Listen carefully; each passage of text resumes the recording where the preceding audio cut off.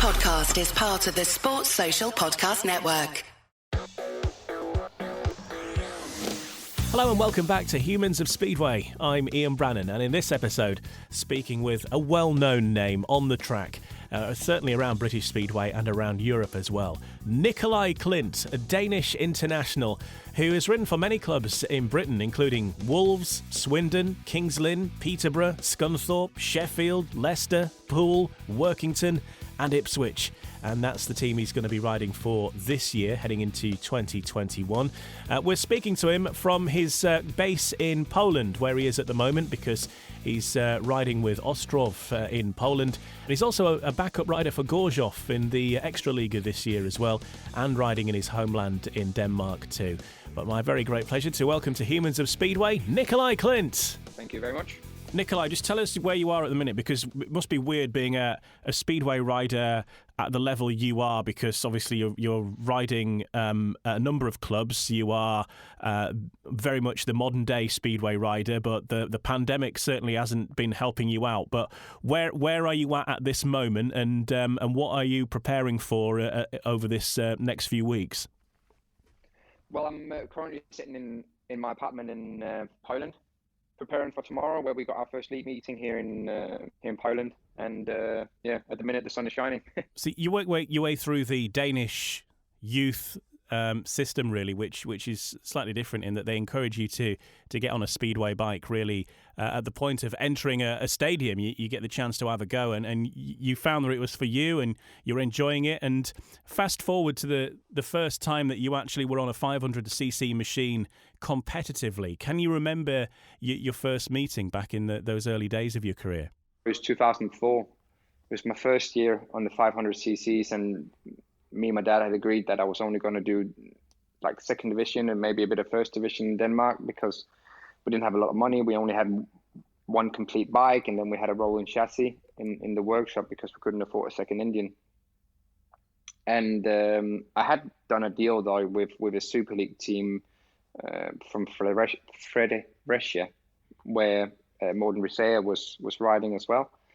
And I think they had a rider injured, and they needed me to race, and it was at my local track in Oltrup, and I was super nervous because obviously it was in front of all my friends and people I knew, and I was still a member of that club, riding for them in the first and second division.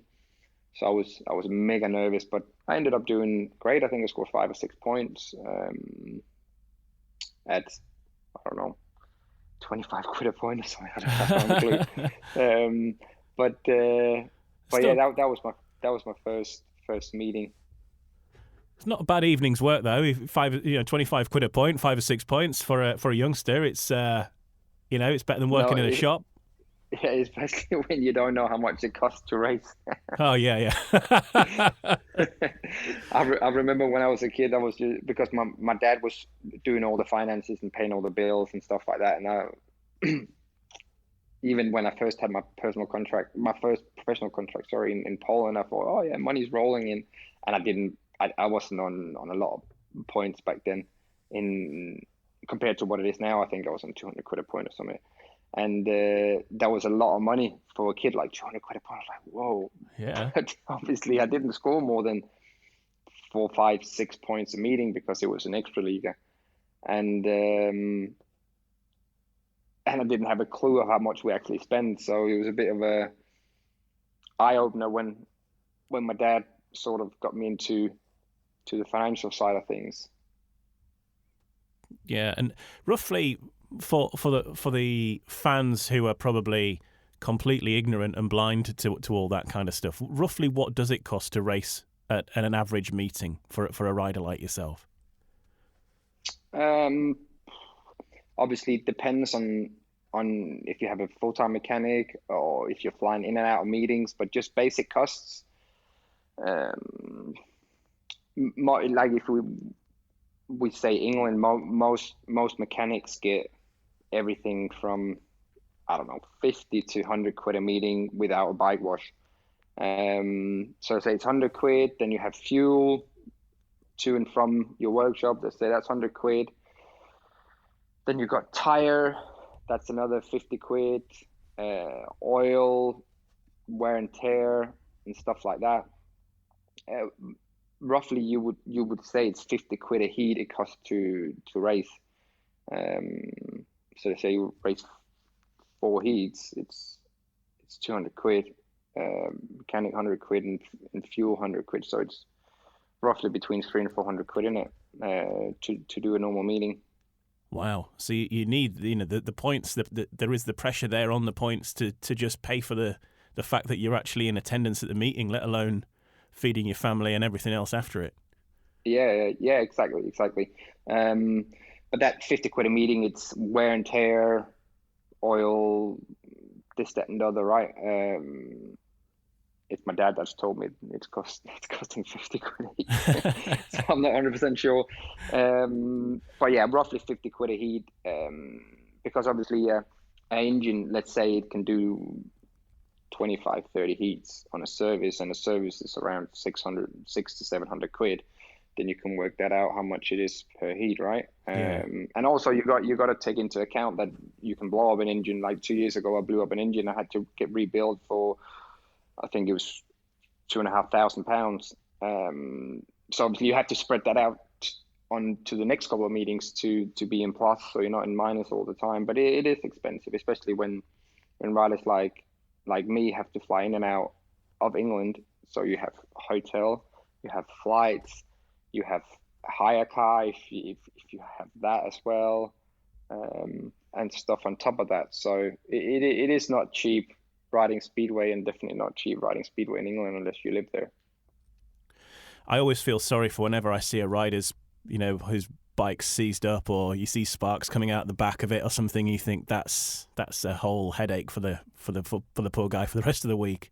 That's not what you want. No, exactly, and people don't like, even some of my, obviously my friends, they have sort of an idea on how much it costs, but people that I know that do Speedway and stuff, they're like, oh, you just do Speedway, oh, you must make a lot of money and stuff, but it costs a lot of money. And also the thing about Speedway, if you don't score any points, you don't get paid because you don't earn any money.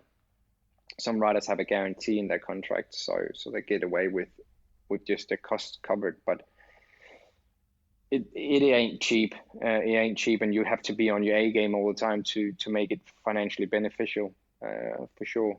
But then again, you got to decide if you're doing it for the money side of things, or you're doing it because you want to do it and you have goals you want to achieve. It was fairly early in your career when you started riding in other leagues as well, wasn't it? Because you were saying sort of 2004, 2005 was the period you really started on the 500cc's, and then you had time in Sweden and Poland in the early days as well as Denmark.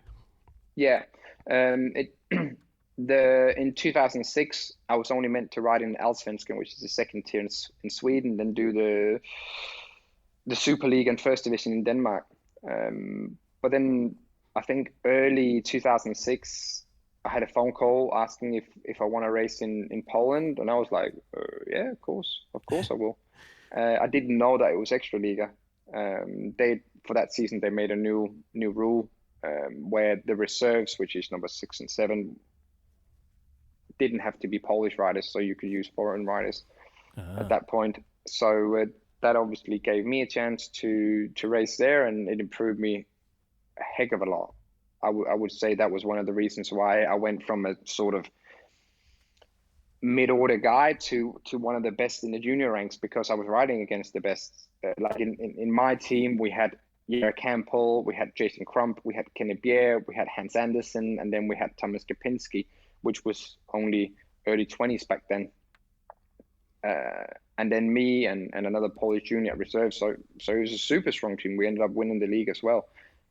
But then I was riding against the top riders back then: Nicky Pedersen, Lee Adams, Ryan Sullivan, all that, you name it, all those guys. And you do get better riding against better riders, even though you have more knocks on your head than smiles on your face. Yeah, I can imagine. And especially being a Dane, I imagine at that era, riding against Nicky Pedersen in particular must have been, because he was world champion around then, wasn't he? I mean, that must have been pretty incredible for a young Nicolai.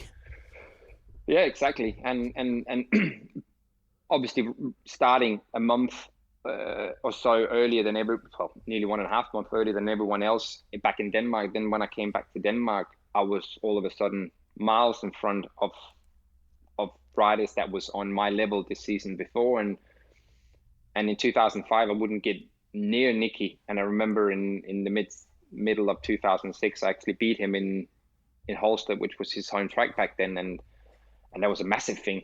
So it just showed that being able to race against some of the best riders in the world on a weekly basis improved me, even though I lost more times than I won. So that was a massive stepping stone for me. That caught attention of a lot of British promoters in 2006. Yeah, because then you came over here. But I was going to say, what was it that you learned? Was it in terms of setting bikes up? Was it ways of riding, lines around the track, or what was that difference that you think that you learned in that time? It was a lot of things. Obviously, you had to race harder. Line choices. I remember Jason Crump was a massive help, even though it was only small inputs he came with.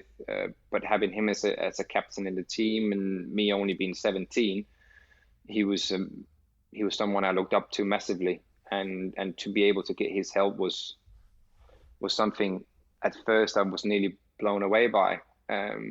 But it helped me, and also being on a team with other Danes like Hans Andersen and Kenny Bjerre, and being able to actually be on their pace in race meetings. Then also, because I was not a threat for them, they helped me with improvement on my equipment and stuff like that too. So it was a lot of small things that made a big difference. And my confidence went up, being able to beat some of the better guys in that league as well, or be on par with some of the better guys. So it was a combination of a lot of things. And when you're young, you don't think about things. You just put your head down and keep the throttle wide open. On an individual score as well, you were under 19 European champion, and you also had some under 21 honours in the mid sort of early 2000s as well, 2008, 2009 with the World Cup, and you've achieved there as well, and that obviously is where you're trying to get to again in the more senior ranks now. But great things to achieve. And who were you up against in that under 19 era? What sort of names were you racing against? When I won my under 19 championship in 2007, I've just found the result here.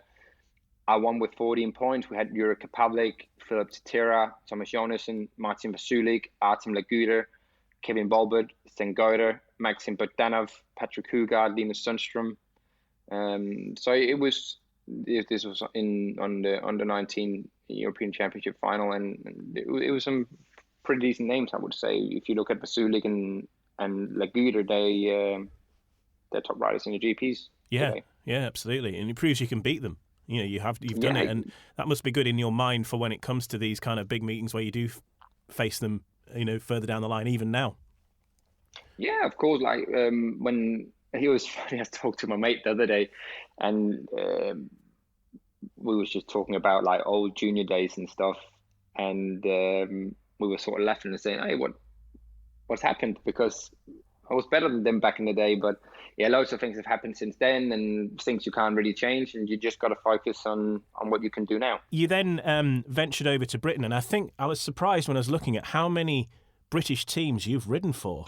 You've ridden for quite a lot. It's like not all of them, but it's a good spread. Like Wolves, Swindon, Kings Lynn, Peterborough, Scunthorpe, Sheffield, Leicester, Poole, Workington, and Ipswich. It's a who's who of British clubs and tracks.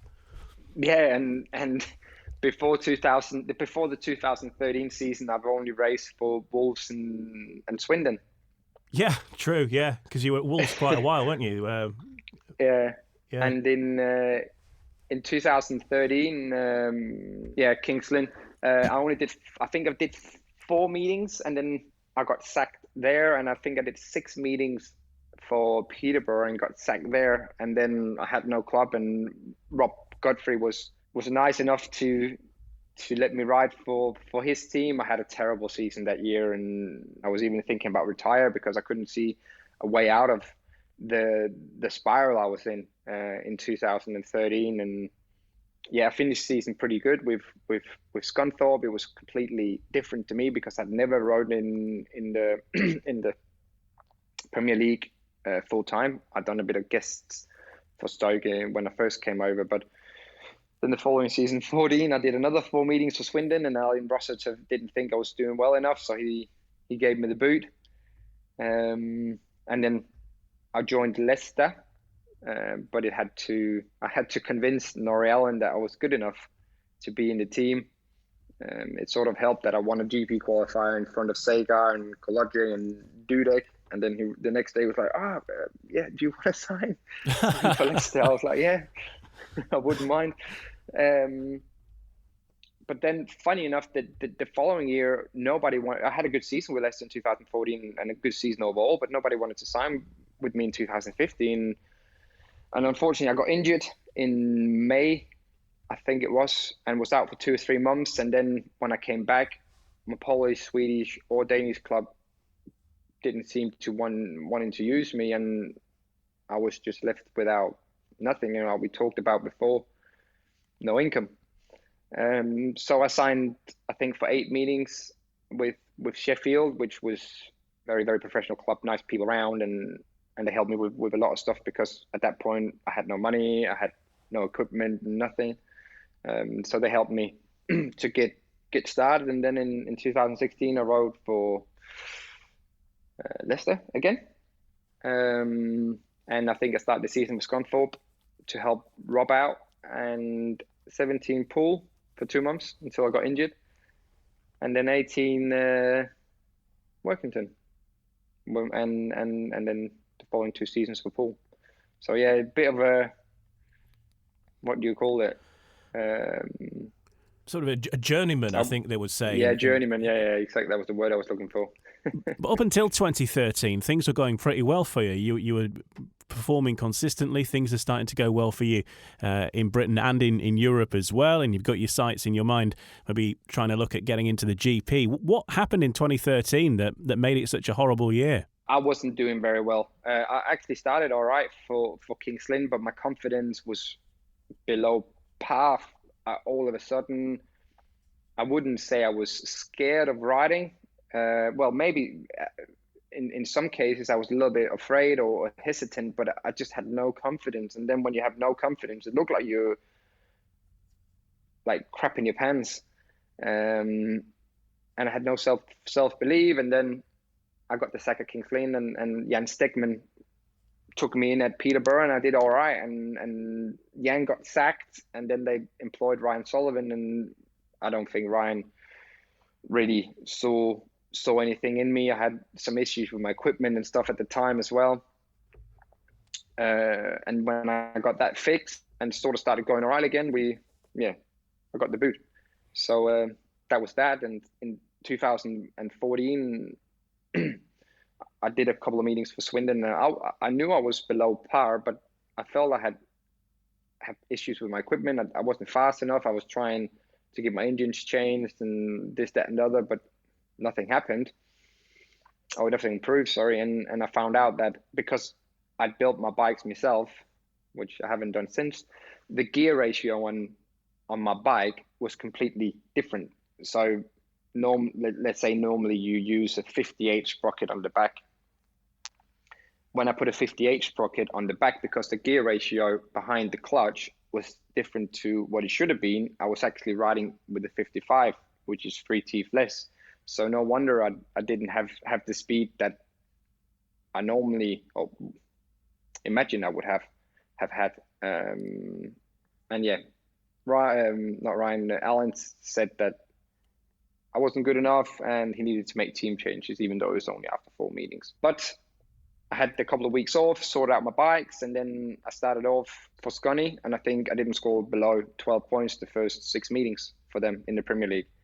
I had a lot of help from Graham Jones that year with sorting out my engines as well in England, like I said, then I won a GP qualifier and got signed up by Leicester. So yeah, it all turned out good.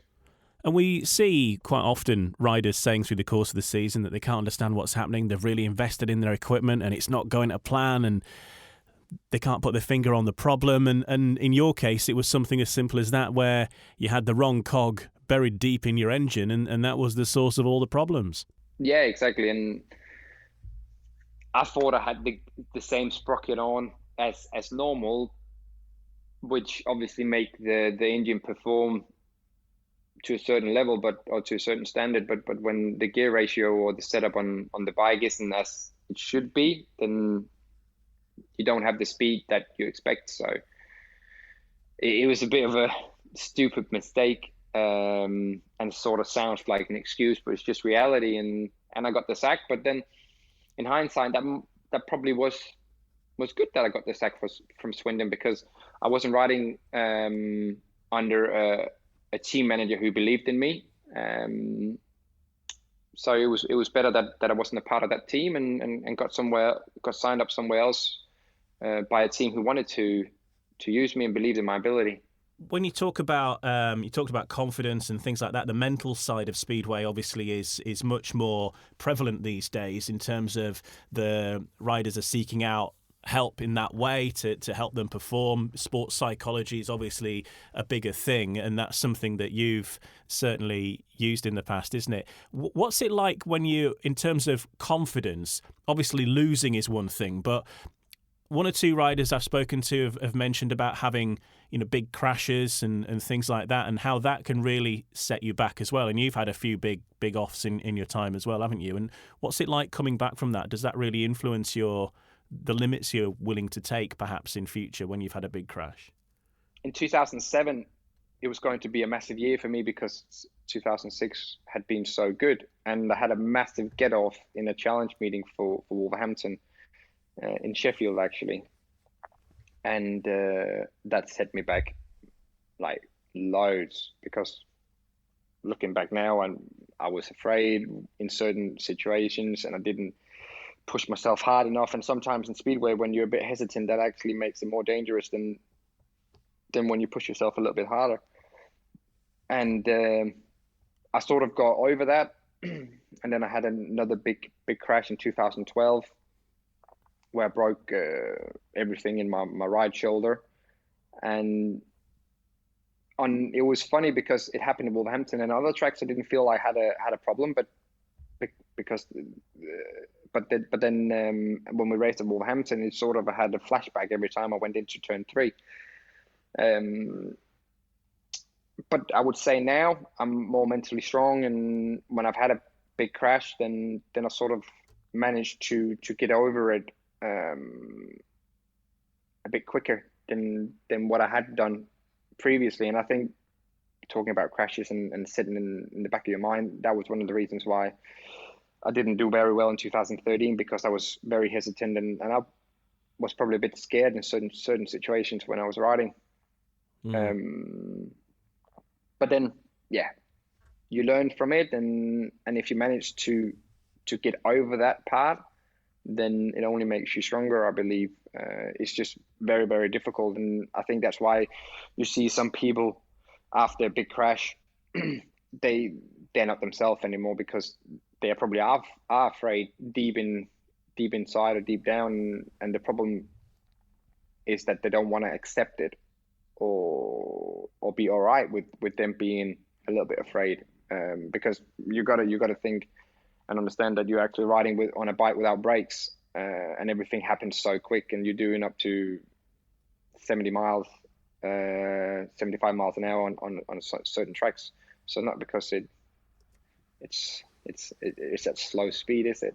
And I guess things can go wrong very quickly, can't they? In a split second, something happens in front of you, and you've got to somehow figure out how you're going to react or whatever. But, it makes it a lot more difficult not having any brakes and all that, and the perils of the sport in general. It's set up for accidents, unfortunately, isn't it? No, it is a bit of a strange sport when you think about no brakes and no gears, and you only turn left, and you actually have to get your back wheel to go right.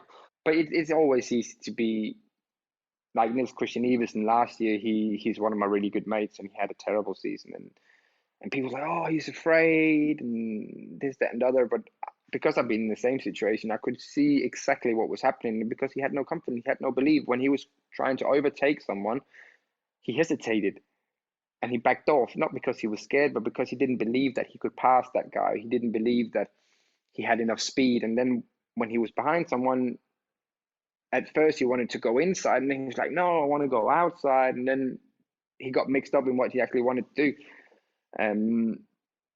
So sometimes when you can stick to the choices or decisions you make on track, or believe that they're the right ones, it looks like you're scared for people on the outside, when you actually are completely confused and messed up in your head, because you got no confidence and no self-belief. And I think that's the most dangerous thing about Speedway, is when a rider got no self-belief, because then sometimes he tend to override, and that's causing him and others to crash. Yeah, that sort of syndrome of overthinking it, perhaps, rather than just doing what's natural, Yeah. So you like looking at Nils sort of gave me a few flashbacks last year, because I've been in the exact same situation. It's one of the worst you can be in, because it's so draining and it's so mentally tiring and hard to be in that, because you're sort of trying to figure out what's wrong and trying all different things with bikes. You just got to plug away, and then all of a sudden at some point it will turn. Yeah, you've just got to have your own belief, haven't you? But you are, over the last couple of years, you've, and certainly if lockdown, the year of lockdown 2020 was obviously a not a great year for Speedway particularly, but you started last year as a delivery driver and ended up in the national Danish Speedway team. So it was not a bad year really for you for 2020. No, it wasn't too bad. I put in a hell of a lot of work into everything for the 2020 season, and obviously we had the lockdown, and I was like, no, I'm not gonna let all the hard work go to waste. So I just kept working hard and kept plucking away, and mentally I was still focused and still believed that I was going to race, and I didn't really care where it was. I just wanted to prove to myself that all the hard work that I put in was going to come back tenfold, and it did. I had a really, really good season, and not just riding wise, but also personally, I had a really, really good year. I think I grew a lot, not just as a rider, but also as a person, and that's definitely something I can take with me for this season, even in bad times. And going back to your delivery duties, you were working for Tesco, weren't you? And did you have a situation where there was any Speedway fans that you delivered to, and there were maybe a double take, because you're quite a distinctive looking chap? What's Nicolai Klindt doing delivering my shopping? Was that a question asked? No, there was a couple, because I wasn't delivering in Wolverhampton. I was delivering around the Telford area, and there was a couple of people that sort of say, "Oh, hey, do you ride Speedway?" I was like, "Yeah." But it was. I'm really, really happy that I got that job. It's not because it was financially beneficial. I was on like £8 an hour, so it was not a lot of money that I was getting paid every week. But it was just getting out and meeting new people and speaking to new people, being in a different environment and doing something that I've never ever done before, and see how other people actually go by or get by day by day. So it was something I was really happy to do, and I really enjoyed. I was lucky as well that I think there was only 2 days in the 2 months that I did the job that I had long jeans on. Other than that, I had t-shirts and shorts. Yeah, it was a beautiful start to the year on the weather front last year, better than now. And then you got the call and you were off to, was it Poland? Yeah, I left for Poland last year on the 10th of June, and then I was in open isolation for 2 weeks. Which meant that I could go out, but I couldn't interact with other people. So I could go to the shop and back again, really, but I couldn't be around loads, only like my mechanic and friends and stuff. So I stayed here until the 18th or something of October, if I remember right. And then I went to Denmark. And then I went back to England on the 19th of December. This year, things obviously a little bit different. There's going to be a Speedway season in Great Britain, all being well, starting 17th of May. Could be one of the first sports to have fans back in of any sport. And you are part of the Ipswich team, and it's interesting because you were saying about how Jason Crump was such a massive influence on you in your younger days, and your team back up with him now. Yeah, it was actually funny because we had a Preston practice and a photo session last year, and to see Jason there, first of all, after he hadn't rode for so many years, but also being in the same team as him again, it was a bit funny, and we had a bit of a laugh about how many, just being back together again in the same team, but also how many years it was since we was last riding together.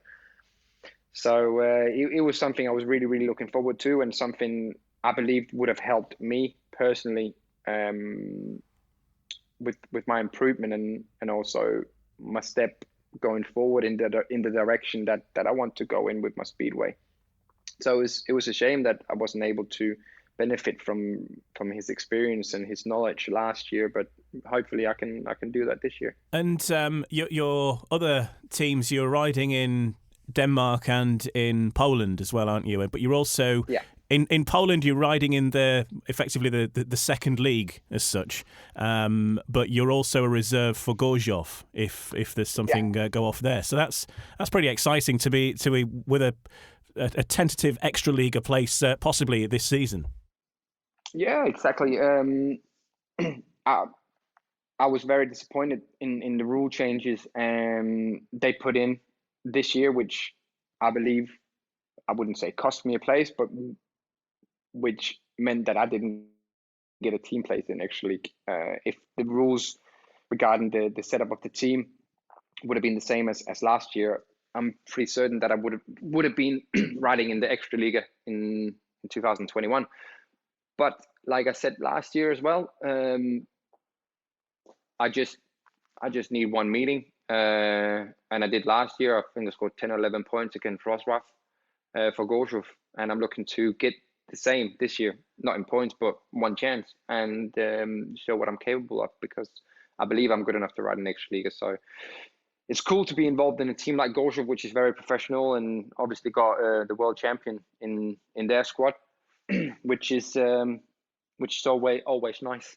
Yeah, I can imagine riding with Bartosz must be a pretty good experience. And as you say, with Poland, unlike with Britain, where you've got a team that's confirmed and that's the team unless somebody's injured, and then you make a redeclaration and all that kind of thing.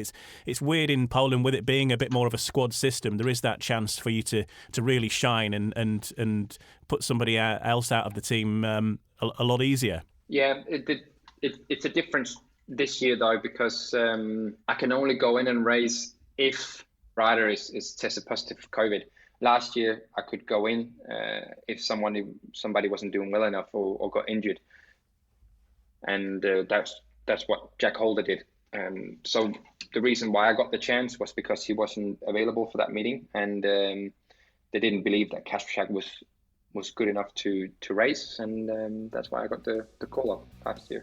Okay, more from Nicolai Klindt in just a moment. We're going to speak more about the system that they have in Denmark for deciding who gets to have a go at qualifying for the Speedway Grand Prix Series, and what it's like working with Hans Nielsen. More on the way here on Humans of Speedway.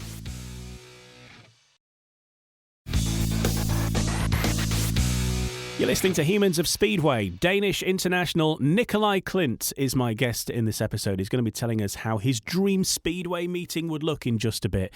Now, in this next section, we were speaking prior to the Danish National Championships, which happen every year at this time, and he's going to explain more about the meeting. But really, it's the one meeting that they have to decide who's going to get a chance to go to the various qualifiers for the international events like the Speedway European Championships and the Speedway Grand Prix.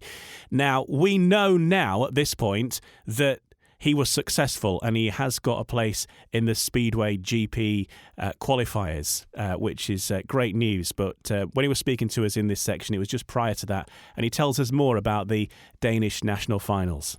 Yeah, in the UK, the team managers for Team GB handpicks the riders that they believe are good enough, or the best of the ones they can choose from to race in the European and the GP qualifiers, where in Denmark we have a separate qualifier pre-qualification. So top 5 from Wednesday goes into the European Championship qualifiers and the GP qualifiers, where the European Championship have 4 semifinals and the GP qualifier have 3 semifinals. And then each, the GP qualifier and the European qualifier have like a challenge where I think it's top 5 from European and top 3 from GP qualifies to the series. GP is next year and European Championship is this year. So there's a few rounds to get through, and it's not easy. So you have to be on your A game on the day. Personally, it's in Esbjerg on Wednesday. It's a track that I love riding at. I always do good. I rode there last year in the Danish semi-final, scored 15 points and felt really, really good on the track. And we went there on Wednesday this week for practice. So I can't be better prepared than I am. I just have to put my head down and then be focused and go for the win. Because also another thing is they go by ranks in the qualifier on Wednesday. So the winner of the meeting have first pick, which obviously is very important, because if you take the European qualifier, we got around in Ukraine, around in Germany, around in Czechia, and around in Hungary. Yeah. So I'd rather be going to Germany than Ukraine, that's for sure. And the national team, of course, is presided over by Hans Nielsen, who's one of the most formidable riders of all time. And I know you've been having practice sessions where he's been present and working with him, and he's been helping you with starts and things like that. That must be a great influence to have in your camp as well. Yeah, of course. Like, I don't think there's ever been, well, there has been a few, but anyone that has been as good as Hans. His main thing was obviously to get out the gate. He was a phenomenal gator, and to get a few tips from him will never hurt anyone. And he's been through it all. So to be able to have him in your camp, if you could say that, not because he's in my camp, but with the national team, is obviously a help. But then again, on the other hand, it's 20 years. 30 years since he was riding last, so a lot had changed since then. Just with starting technique and stuff like that. But the simple things is still the same, and he knows what it takes to be on top of your game. So definitely, you can always use some of his knowledge. We talk now about bikes being a lot different to what they were even 10 years ago, and not always for the better either. But how has the technique changed from, say, Hans's era to yours now? But just if you look at the starting techniques nowadays, because the bikes are much more aggressive. Yeah. Back in the day, they were all throwing the legs back, and you can't really do that anymore because the bikes are so aggressive from when you drop the clutch. So you need to put loads more of your weight forward than you did back then. Back in the day, you didn't have a lot of revs on your engine when you started. Now you have to have more revs, so it's all different. But as soon as you drop the clutch and get your head down to the first corner, it is more or less the same. So Hans was picking out a few things I did wrong, so I was trying to correct them, but I'm still doing them. I'm still doing the mistakes, but I'm trying to better things. Good stuff. Well, hopefully you'll see you. Look forward to seeing you in this country I am as at well. some point, I am as well. And of course see how you get on in the GPs as well, because that will be awesome. Yeah, now I've signed for Voyens in Denmark. They got a GP there in September. That's one of my aims as well. I got on my list that the wild card, the number 16 race jacket in the Voyens GP is going to be mine. So I'll give you a wave, Ian. Yeah, do that. That would be ace though. I mean, how does the wild card system there work? Is that chosen as well, or is it, because like for Cardiff, obviously it's the winner of the British final normally. Yeah, in other countries it's the federation as alongside the organizers of the event, which in this case is Voyens, that put, I think it's two or three names forward to the FIM.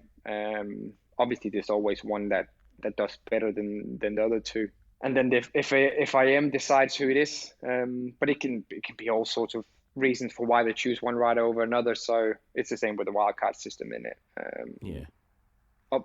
There's loads of things like who sells tickets, who's going to be the most entertaining, who's going to be able to compete amongst the best and stuff like that. So but at the end of the day, it's the federation alongside the organizers that's choosing who the wildcard is going to be. In one of the most recent episodes I did before speaking with you, Nicolai, I spoke to Paco Castagna, and similar position to you, really. He was looking forward to getting involved in the GP, isn't it? I think he had his eye on the wild card for the Italian GP, but they've since cancelled that. That's a bit of a shame, isn't it? COVID strikes again. No, he's a good guy, Paco. I get along with him really well, and he's definitely one rider who's 100% committed to the sport and works really, really hard to try and better himself and achieve the goals and the dreams he had for himself. So hopefully one day, I keep my fingers crossed that he will get the wild card for the Italian GP. It'd be interesting to see how both of you do, actually, because similar to you, he's had wobbles in his career, and I think he's put a lot of thought into where things have gone wrong, and he's tried to put stuff right and up his game with his fitness and his bikes, and I think it's exciting, and actually the lockdown and not riding for so long has perhaps maybe fired him up even more, as it has so many riders as well. So I think it's going to be an interesting season. Yeah, no, I think he's going to have a good year. I think he had a decent season in 2019, and last year he was going to be better. Now he's had a year away. I know he's rode in Italy and stuff like that, but he's very hungry to come back, and I believe that if he do well enough, he's going to get his chance in the Premiership through the summer. I'm pretty certain about that. Yeah, that'd be great to see some stars of this podcast doing well. That's what we want. It's got to be good. Got to be good. We'll have our own team. The podcast team. Eh? Yeah. The Humans of Speedway. We should do that. I don't think I've got 7 current riders. I've got yourself, Paco, Scott Nichols. I think I need to get a few more quickly before May, and then we can put a team together and see how we do together, combined, see what the average is. Yeah, we just need to find a racetrack. Yeah, Bradford. There's nobody racing Bradford. there. Oh, I would love to ride there. Well, hold that thought, Nicolai, because coming up we're going to talk through your dream Speedway meeting in our Speedway Paradise feature. So let's see which track you would choose for your dream meeting. So that's all on the way here on Humans of Speedway.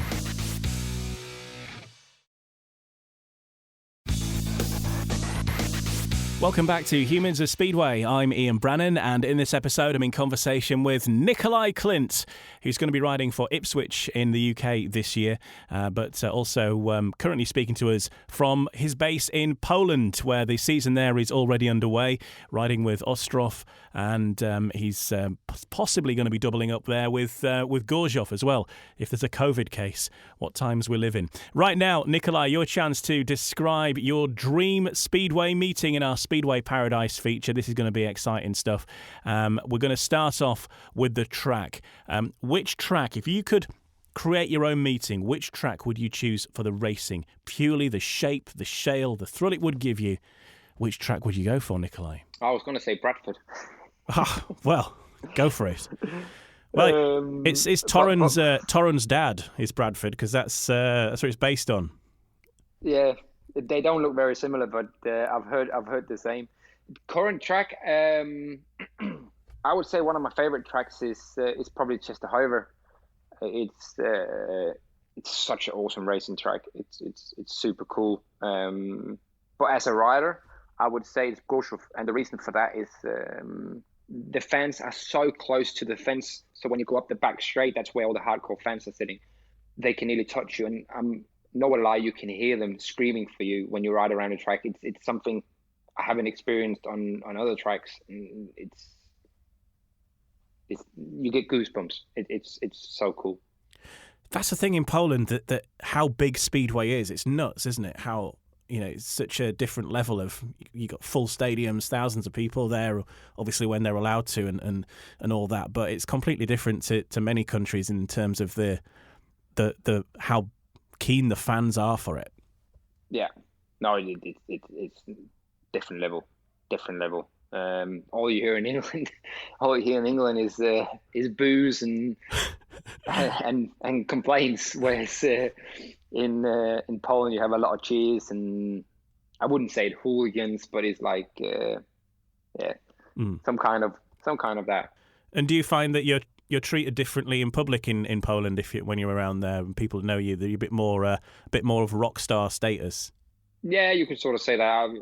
Obviously, Ostrov is a small city. I think there's 75,000 people, and other than basketball, Speedway is the main sport here. I've been riding here for 4 years now, and I lived here all season last year. So people, not because I'm a superstar or GP rider or anything, but people do tend to ask for photos or say hello and stuff like that, which is obviously nice. But sometimes you just want your own space as well. But then again, I'm not Cristiano Ronaldo, so I can go out without being mobbed. Yeah, exactly. And if you're going to put the Gorzów track, which stadium have you found things that you've enjoyed racing in the most? The actual full stadium surroundings, or is Gorzów as a whole like the perfect mix? That's a good question. I would say the new Wrocław stadium. Obviously, it's the same stadium as it was before, but they've renovated and rebuilt everything. And what they got, everything from the changing rooms to everything, like pits, all that stuff, that's so good. Like the VIP section, stand, everything. It is something other clubs and stadiums, arenas can look up to. It's really, really good. Yeah, because I suppose you see that level of investment, and then there'll be some other tracks you go to where it's a bit more of a porter cabin. Yeah, exactly. And there's still tracks in Ostrov, in Poland, that's the same, and Ostrov. We don't even have our own changing room. We change with the away riders, so it's it's definitely different compared to what level you're at. But the top league, most of the stadiums and facilities around it are top level. And is that a difference in the money at the top level as well? Because there's a huge investment now in the extra league, isn't there, with the TV money and stuff that's in the sport? That cash is not going to be available until next season, but still, I think each club have a 1.5 million zloty at the minute, whereas my league, I think they have 200,000 zloty per team. So obviously, it's a massive difference of money you can invest in your stadium facilities and also in your team. So it is a big difference for sure. But then also, the other difference is, if you compare it to England, all the tracks here is just Speedway. They might have a football team that plays on the infield, but that's it. Yeah. So the main use of stadium is Speedway. Yeah, it's a big difference. So let's move on to the Nicolai Klindt all-time 1 to 7 then. Who's lining up for you? Good question. I would have Darcy Ward. Yeah, for sure. I would have Smarslik. I would have Thomas Golub, Tony Ricardson, Craig Hancock, Jason Crump, and myself. Oh yeah, you got to be part of the action. Absolutely. Yeah. I'll come in at number 7. Yeah, but then you could always replace somebody and get a few extra rides. So it's always good on that front. Yeah, exactly. Exactly. Yeah, terrific lineup there, all-time legends, and a formidable team. If you were going to change a rule of Speedway, if you were Paco Castaña's dad, just for a couple of hours, where would you start? What would be the number one thing you'd change? I was actually thinking about this not so long ago, but it's when I'm watching Speedway as a fan, the thing I get most annoyed about is starts. The referees are too hard on movement on the starts. Like in Poland, you can't even move your head without the heat being called, or the start being called back for an unsatisfactory start. Obviously, if a rider moves and you can see that he obviously jumps the start, then you've got to call it back. But it's time waste most of the times. Even some riders, let's say when the green light comes on, they roll a bit because of all the frictions on the bike, and then they hold still for 2 seconds, and the start goes. They still call it back. So that's one thing I would change. So it wouldn't be so much time wasting. Starts, I would say, are the most popular thing that anybody's ever mentioned on this. When I say this, it's more often than not somebody says starts in some form or another. Definitely. But you can just see in England that they tried loads of things, which is completely nonsense. And in Poland 2 years ago, they also changed some rules. They've actually gone in now, which I think is good. They have a camera right by the starting tapes. So if there is a bit of a movement at the start, but the referee is not 100% sure who moved and what happened, he reviews the start after the heat. That's an interesting idea. I don't think anybody suggested that before. A bit like VAR on the TV. So you let the heat play out and then maybe people penalise the rider the next time. Yeah, exactly. And I think that's actually a really, really good thing, because then you don't get that time waste. Whereas, I think someone moved. He stops the heat, and then you have to watch the replays and see who moved, and then give him a warning, and then we go again. So it's loads better to like finish the heat, and then he can watch the replay to see who moved, and then whoever rider moved gets a warning, unless it's obvious. Yeah, unless it's an obvious advantage, in which case you're probably going to touch the tapes in some form anyway, or it's going to be less debatable. Very good. Yeah, exactly. Okay. Who's been the best referee for you? The referee that you'd choose for your meeting? I have two. I would say Jim Lawrence and Tony Steele. Without a doubt, it's two of the best referees I've ever raced under, if you could say that. Yeah, Tony Steele gets a lot of votes, I was to say. Yeah, no, he's such a nice guy, but he's also such an understanding ref. And Jim Lawrence as well, he's clear cut, and he doesn't do anything silly. Of course, people make mistakes and stuff like that, but he's very honest. He's probably one, like with Tony as well, one of the referees that can sometimes see that he's wrong, and also credit you if you do something fair, if you do something good, or stuff like that. So definitely those two. The British referees in general seem to come across as among the fairest around across the board. Yeah. They do seem to be more, other riders do seem to always talk about, aside like the Krista Gardell and that kind of referee, it's usually a British referee that they pick. Yeah, but most of the, I don't know, but like in Denmark, they seem to, a bit like police officers, right. They thrive for a bit of power, so it gets to the head, if you know what I mean. Yeah, as long as they don't pull you over for speeding, you're all right. Yeah. And who would be, if you're going to pick a team from all time, an actual team that existed, which team would you choose to race against? I think I would, easy, the Workington winning team from 2018. Of course, yeah. That won the treble.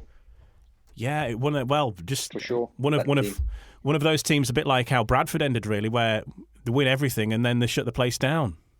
Yeah, it's such a shame. Such a shame. It's probably one of the best tracks. One of my favorite tracks. Working this, but definitely it was such a laugh riding on that team. We had such a good team spirit. Everyone helped, and how we ended the season was phenomenal. They never won the league, and then we ended up winning the triple. Yeah, I'm not so good with history, but I don't think it's happened before. So it's pretty cool. Definitely my team to choose. Yeah, they were a great team, and they were a huge miss because Workington were always good and always brought a good fan following as well, and always performed well in the various like the pairs and the fours and that kind of event too. They were always good. Yeah, they had a massive fan following and great people up there. Tony wore his heart on his sleeve every single meeting, and if it wasn't for him, we wouldn't have won. For sure, he the passion he put and hours, and I wouldn't even say love, he put into that team that year was phenomenal, and you have to give him loads of credit for that. Absolutely. Well, look, it's been great speaking with you, Nicolai. That sounds like a fantastic meeting if ever it were to happen. But I can imagine it in our minds. Good luck for the season coming up, and most importantly, of course, stay safe and keep doing what you're doing, and hope you have a successful season and it lives up to all your expectations and hopes. And see you at Vojens later in the year. We will, Ian. No, thanks a lot for having me on. It was a pleasure. It was a pleasure to speak with Nicolai Klindt on this episode of Humans of Speedway, and the very best of luck to him for 2021 and, of course, beyond. Don't forget to check out some of the previous episodes. If you're a new listener to Humans of Speedway, welcome along. Don't forget to give us a follow on whichever app you use so you don't miss any new episodes as soon as they arrive. We've got chats with people like Scott Nichols. We've got Gary Havelock, Chris Morton, the Bellevue legend, Nigel Pearson and Kelvin Tatum, two of the big voices of TV Speedway in the UK and also elsewhere around the world as well, Jeremy Doncaster, and we've got stars from off the track like Graham Cook, who tells you exactly what's involved in creating the perfect racing surface. So if you want to get involved in that kind of stuff, check out some of the previous episodes that we've got from over the course of the past year. Something else that I'm involved in is the brand new official British Speedway podcast, No Brakes, No Fear. It's available right now, and it's going to be coming at you every Tuesday through the Speedway season. You can find it on all of the podcast apps available. Search for British Speedway. You can also find it at sport-social.co.uk, along with other podcasts for other sports, including snooker. What about the Snooker Scene podcast? What about the Love Tennis podcast, if you're a big fan of tennis as we get towards Wimbledon season? And loads of other football podcasts available there as well, sport-social.co.uk. Take care, and we'll speak to you soon on the next episode of Humans of Speedway. This podcast is part of the Sports Social Podcast Network. Sports Social Podcast Network. Okay, round two. Name something that's not boring. A laundry? Ooh, a book club. Computer solitaire, huh? Ah, sorry, we were looking for Chumba Casino. That's right, ChumbaCasino.com has over 100 casino-style games. Join today and play for free for your chance to redeem some serious prizes. ChumbaCasino.com. No purchase necessary. Void where prohibited by law. 18+ terms and conditions apply. See website for details.